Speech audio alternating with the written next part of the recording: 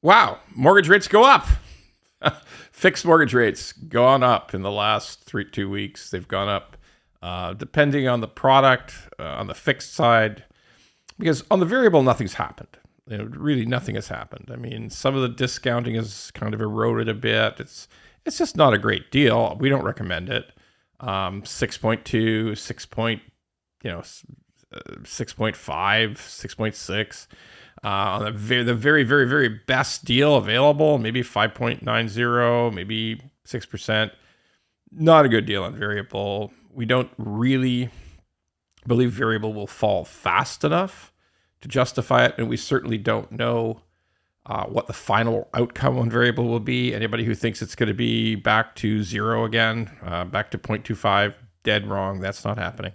So it's variable. So our opinion has been for the last 2 years that don't wager with your mortgage anymore. Not until things settle down, okay? Then you can seriously think about whether you should take variable or fixed.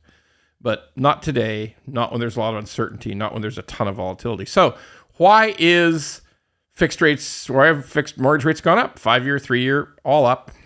Depends on the product, depends on whether it's insured or uninsured, depends on a lot of things. But on average, a jump of about 30 basis points, more than 0.25% from the lows we saw in, say, January, end of January, early February. So they're up, and they've sort of been pushing slowly up, even last week, still going up. So the question is why? Why? And the answer is the U.S. robust economy. Our bond yields are sucked along by U.S. treasuries. That's just the way it works. I mean, you could make a case that they're the most influential bond market on earth, U.S. treasuries. So I think that's true. If that's the truth, we're right next door. We get sucked along. So why? Well, their economy is strong. Their inflation has not come down as quickly as Canada's inflation rate has come down. And their jobs seem, although there's starting to be some softening now, jobs seem strong, economy seems strong, and they incur a ton of debt. They need to roll a ton of treasuries every auction. So once a week, they need to roll a ton, okay? So that is impactful. Why is Canada so closely tied? Because it just is. I mean, it always has been. Our prime rate is usually very closely tied to, that's the Bank of Canada rate. It's very, very closely tied to the U.S. And their Federal Reserve decisions. So a big question becomes like, Ron, why the fuck were you so fucking wrong? Okay, you told us the rates would go down. All right. So a little edit. Yeah, I'm still absolutely telling you the rates will come down. Fixed rates will come down, and the Bank of Canada will cut this year. There's a lot of comments. Let me tell you, I get a lot of comments on social media. See, you're stupid, you fat bastard. The rate's going up. All right, look, I promised that it would not be linear. I promised it would not just be a straight, gradual slope down. I promised there would be bumps, and there's more bumps.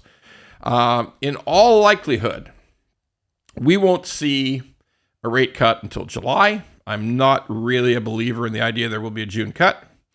I think July might be the earliest potential cut. I'm absolutely certain there will be a cut this year. So why, Ron? Why are you so sure there's a cut? You've been wrong about everything else. Right. So like I got a bet out there. I got a $10,000 bet for anybody in social media who are always chirping to say, okay, I'll put 10 grand in an account. You put 10 grand in an account with a third party.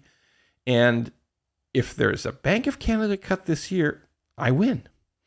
I'm pretty confident. Like I am utterly confident. Why? Why am I so confident? Why am I so confident that someday this year there will be a rate cut from the Bank of Canada? And that will push fixed rates down as well. Here's why. The economy in Canada is getting worse. It obviously is. There's no evidence that it's suddenly starting to boom again. There's just evidence, all of the evidence, all the reporting, all the signaling, all the underlying reports you get on to the side, whether it's retail sales, whether it's new jobs created, whatever you want to look at, all those reports that make up the basis of how things work. It ain't good in Canada. It just ain't good. And that's evident. That's factual. So eventually, the Bank of Canada will say, I can't wait for the US to cut, and I can live with the impact on the Canadian dollar versus the US dollar. I can live with it for 1 or 2 cuts. I can't live with it forever, but I can live with it for 1 or 2 cuts. That's going to be the bank's decision. They're not going to let the economy fall off a cliff in Canada. They know that inflation is coming down. They know that their high rate tactics have done their job. And they know that it takes a long time to unwind the high rates. They're not going to drop 1%. They're going to drop 0.25% each cut, which is slow. It's slow. So there will be a cut this year. We will see lower rates. Whether the cut's in July, whether it's in September, whether it's later in the year, it will happen. And the Bank of Canada will in all likelihood cut before the U.S. Federal Reserve cuts. So what can I tell you? Higher rates today, lower rates by the end of the year.